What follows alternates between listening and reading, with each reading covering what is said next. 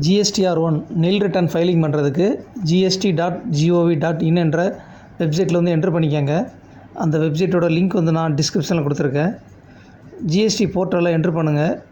இங்கே ரைட் சைடில் லாகின் இருக்கிற டேப்பில் கிளிக் பண்ணிக்கோங்க. உங்களோட யூசர் நேம் பாஸ்வேர்டு என்ட்ரு பண்ணிக்கோங்க. கேப்சா என்ட்ரு பண்ணிக்கோங்க.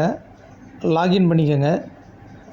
நெக்ஸ்ட் வந்து பார்த்திங்கன்னா டேஷ்போர்டில் என்ட்ரு பண்ணதுக்கப்புறம் சர்வீசஸில் ரிட்டர்ன்ஸ்னு இருக்கிறதுல ரிட்டர்ன்ஸ் டேஷ்போர்ட்னு இருக்கிறதுல கிளிக் பண்ணிக்கோங்க.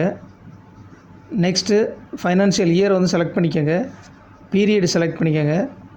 அப்படியே கீழே வந்தீங்கன்னா GSTR1 இருக்கிறதுல ப்ரிப்பேர் ஆன்லைன் இருக்கிறதுல செலக்ட் பண்ணிக்கோங்க.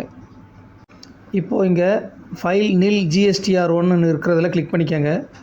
நெக்ஸ்ட்டு ஜெனரேட் சம்மரியில் கிளிக் பண்ணிக்கோங்க. சம்மரி வந்து ஜெனரேட் ஆகிடும்.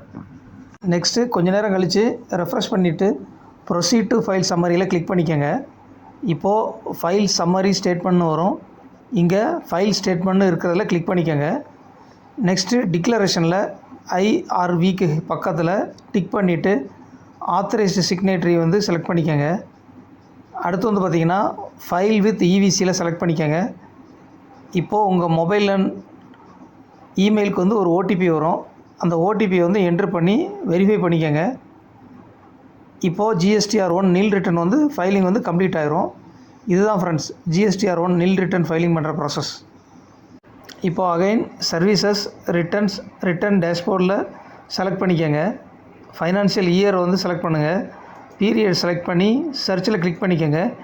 இப்போ பார்த்தீங்கன்னா GSTR1 நில் ரிட்டர்ன் ஃபைலிங் பண்ண ஸ்டேட்டஸ் வந்து இங்கே பார்க்க முடியும்.